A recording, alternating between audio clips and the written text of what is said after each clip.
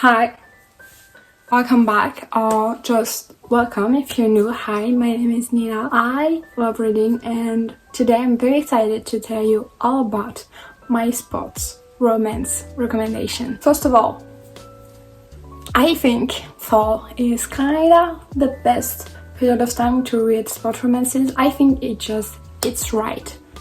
In this current time, it's the end of the summer, you're coming back to school. If you have a few favorite teams that are currently starting to play again, my two favorite sports personally are Formula 1. Obviously, I'm following it very religiously with MotoGP. I love both of them. Other than that, I really like American football.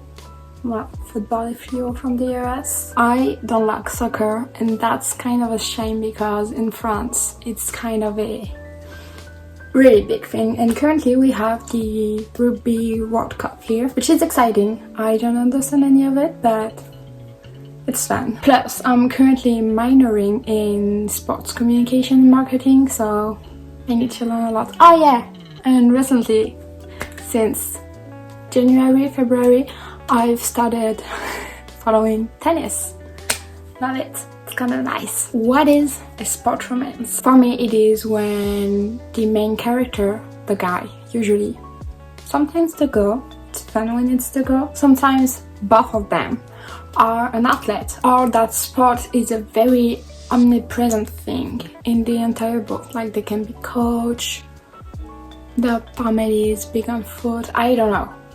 Not that the second example was not kind of good, but athlete, coach, working in sport. Like, those sports needs to be here and not just from time to time in a book. But they need to not only be that, because we need romance. So I actually did a little Notion thing to have my thoughts together, and we have a few different categories because I wanted to talk about different sports, and I realized that I didn't read that many books about different sports. I mostly hockey, love hockey book, apparently, love them. So we have hockey, football, American football, soccer, basketball, rugby, and F1. Yeah! So let's get started. The first one that I read very recently is Beyond the Net by Stephanie Archer. I love this book so freaking much. It was just so sweet. So I just wanted to give a hug to the characters. It was so nice, such a nice book. We are following Jamie and Piper. They've known each other since high school. He is currently working for a hockey team and he needs an assistant, especially because he has a dog. The dog is so cute and I don't like dogs. It was just such a sweet book. Piper is his assistant and she doesn't know if he remembers her. When you have his point of view, he's like obsessed with her, and I love that.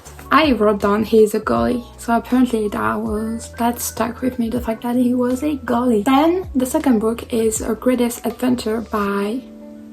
Not Adventure, that's the second book. A Greatest Mistake by Anna Cohen. I remember reading that book and there was dogs also in this one. Apparently this is a thing. Okay, and dogs. Way to my heart. In this one we are following Maddox and Braxton. I'm just checking with the names because I'm so bad at them. So Maddox and Braxton are childhood best friends, but something happened between them. They were kind of dating. We don't know if they were dating or not. It seems like it, but maybe it's not. We don't really know at the beginning. They rekindle the flame. I don't know why or how they rekindle the flame, but something happens and they have to be in contact, and oh yeah, they have to fake date. A lot is going on. They have to fake date now. Fake dating with a lot of resentment it is just so good. It's even better than fake dating and not knowing each other. This was really great. Then we have The Enforcer by African Line. This is the first book in the Lakeside University Hockey series by African Line. In this one we are following Nash and Violet. They used to date freshman year of college. It's a college romance. Every single one of them before were in professional league. This one is based in college. So Violet, she's learning how to be a physiologist, I think, or a trainer. I'm not sure. So for one of her class, she has to actually work with one of the team, and she ends up having to work with the hockey team, with also where her ex is a fan. If that would ever happen to me, I would actually die. I never want to do this. She is assigned to work with the hockey team, and obviously he's on the little group of hockey players that she has to actually work with. Once again, the flame rekindle second chance romance, I think, is beginning to be my thing. The first honorable mention we will have today is Consider Me by Becca Mack, because the one who actually made the list is Play With Me by Becca Mack. Both of them are key romances. I really like Play With Me more than Consider Me, but Consider Me is already so good. In the first one, I think we're following Carter. I think his name was Carter.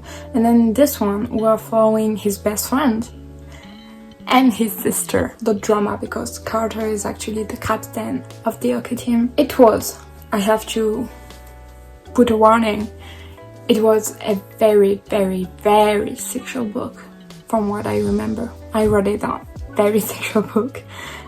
He's a right winger. I don't know why I wrote down the position. So in this one we have Jenny and Garrett. Obviously, like I said, Jenny is actually Carter's sister and Carter is Garrett's best friend, so it's a other best friend to other little situation. There was a lot of banter that I liked in this book. Both of the characters, Jenny and Garrett, are actually really, really funny. If you love slow burn, the ultimate romance in slow burn is obviously From Local with Love by Mariana Zapata. In this we have Jasmine and Evan, and it's about figure skating. They have to be partner because of something that happened. I forgot what was going on, but oh my god, I'm not a big fan of slow burn, but this one was one done so right. I was just so freaking excited for them, and the little crumbs of something that I was getting, I was like just eating it up. I could not stop. I loved it. I just loved it. Two, especially one classic book tag books that you've heard of it. It's The Deal by Al Kennedy and The Dare, because I love both of those books very much, and I've heard a lot of people saying mean things about The Dare, and I don't want to read any of it. I am deaf. I don't want to know. So in The Deal we have Anna and Garrett, and in The Dare we have Connor and Taylor. It's both based in college. They're both playing hockey, obviously. I don't know much to say about those books, which is terrifying because I'm recommending books that I don't even know what to say about. I just love them, read them. And the last one in the hockey section is Icebreaker by Anna Grace. This is one of my favorite books from 2022.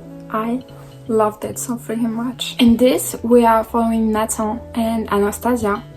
They are the sweetest couple, and there is a bit of fun family in this book. It is so well done. I absolutely love it. I moved because I could not feel my legs anymore. So, Icebreaker, yeah, we have a bit of fun family with the whole hockey team group, and they're so sweet. I love Henry. I recently read the next book and I absolutely love Ross. But Nathan is a hockey player and Anastasia is a figure skater, and they have to share the same rink because I think the rink the hockey player are supposed to play on and practice on is actually like broke because someone destroyed it. And I think it is in this one that at one point, and there's a bit of rivalry between the hockey player and the figure skater. Anastasia was doing figure skating but with a partner, so it's a couple. I don't know exactly what it's called, but her partner is an absolutely shitbag. Let me not get started on this boy. But very, very great book. Very, very great boyfriend. In this one, I loved Anastasia so much. When the second one, it was Russ that I loved the most, even though Aurora was chef kiss. Now we are entering our football section of this video. Hope you're excited because there's not much in it. Here we go. I hope you're hungry for nothing. The first book is Coach by Daphne Perry. I am a big fan of Daphne Perry's work. I love most of her books and this one was it also. Even though there is this particular very detailed comment on her Goodreads and this book that just rubs me the wrong way, and each time I'm watching it I'm like, why do I do this to myself sometimes? You know, you're on Goodreads and you don't want to read negative reviews of books that you love because it just hurts. I don't want to read this, and sometimes it's not the 1 stars that are the worst. It's like the 2 or 3 is not a bad grade about reading, but sometimes 3 and you have a review that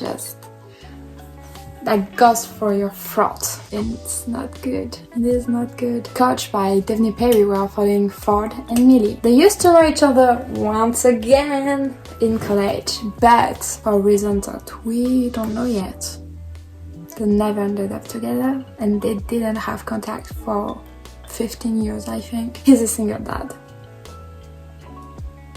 Don't get me started on single dad. I don't want to know why I have this obsession with them, but it is here and I think it is here to stay. He used to be a professional football player, but I think due to an injury he started coaching and he moved to his whole college to actually be a coach there. Who is still at this college actually working there also?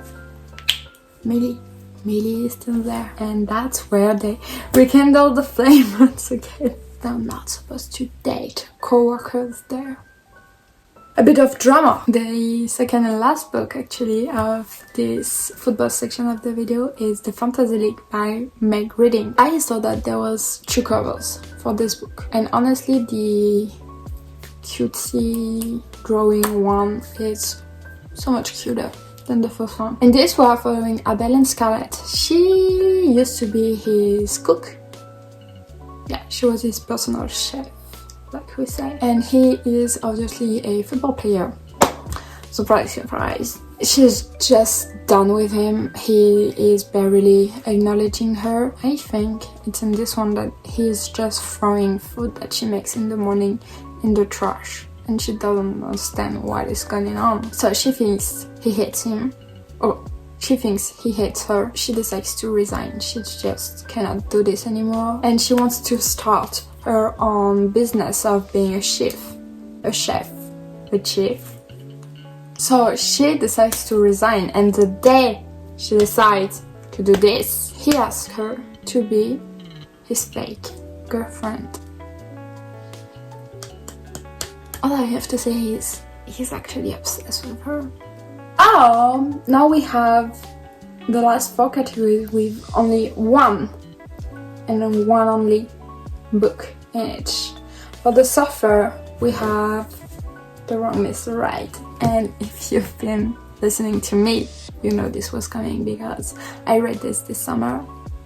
I am absolutely obsessed with them. We have Wyatt and Hannah. Hannah is the sweet shy girl who works at the bookstore in town. This is a very small beach town. And Wyatt is the very outgoing surfer who actually wants to become a pro surfer. And one day, I don't know how, but they end up making a deal where Hannah will help him with his social media because he needs a bit more of a social presence to actually have sponsor and do competition. And Wyatt in exchange is going to help Hannah just get out of her comfort zone. She wants to be a hot girl, and that was the whole premise. She wants to be a hot girl, so he's kind of helping her be more confident and actually putting herself out there. The tension, the jealousy in this book, I love it. It is very quick to read, it is very sweet, it is just... I want to read more Stephanie Archer book because between this one and Beyond the Net, I am pretty sure there is other hidden gems somewhere in here. For the basketball part. I only read one.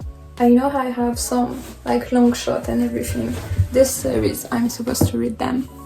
Still have not, even though it's been a long time for them to be in my to-do list. In my TBR. My to-do list, I have some books. For the basketball section, we have The Right Move by Liz Stamford. You knew this was coming. Ryan Shea is just the ultimate book boyfriend.